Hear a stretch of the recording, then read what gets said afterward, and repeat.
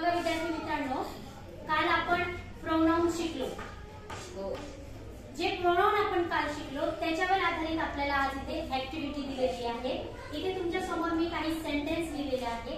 या सेंटेन्स मध्ये आपल्याला जे ब्लँक स्पेस आहे, रिकाम्या जागेमध्ये आपल्याला योग्य ते प्रोनाउन इथे घ्यायचं आहे.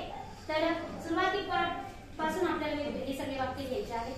तर पहिलं वाक्य कोण वाचतं? हात वर करा. हा, yes, come here. Raju has a cat. Has a soft tail. आता राजूकडे काय आहे? Cat. कॅट आहे. मग आपण प्राण्यांसाठी कोणतं प्रोनाउन वापरतो? It. इट. Very good. मग इथे कोणतं प्रोनाउन येईल? It. Very good. Sit down. चला नेक्स्ट सेंटेन्स कोण वाचतं? चला हा वाचा. या इकडे. Ram's father is doctor working in hospital. Ram's father is doctor, म्हणजे रामचे वडील डॉक्टर आहेत. कुठे काम करतात? हॉस्पिटल. हॉस्पिटल मध्ये कोण काम करतं? मग रामचे पप्पा. रामचे पप्पा. मग रामच्या वडिलांसाठी आपण कोणतं प्रोनाउन वापरतो? ही. Very good. चला नेक्स्ट सेंटेन्स कोण वाचतं? चला या. सात.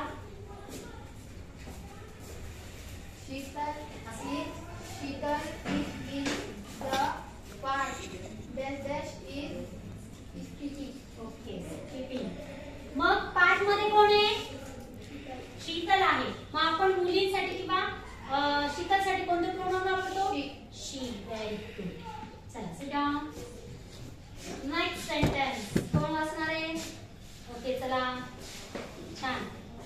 The students are in the library. Are reading books. Are reading books. Are students कुठे आहेत?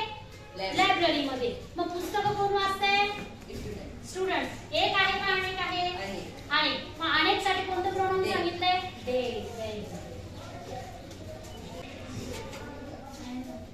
अनेक साठी कोणतं प्रोनाउन आहे? They. दे.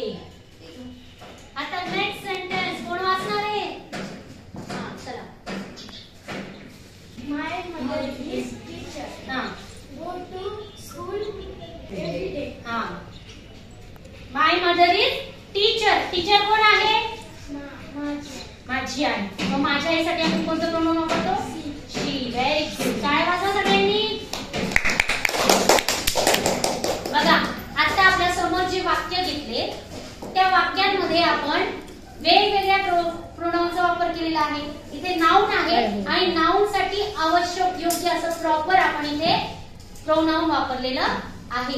याच पद्धतीने आपल्याला आपल्या घरून येताना वेगवेगळे वाक्य आपल्याला तुम्हाला देते मी, त्या पद्धतीने योग्य प्रोनाउनचा तुम्ही वापर करायचा आहे. ऍक्टिव्हिटी समजली?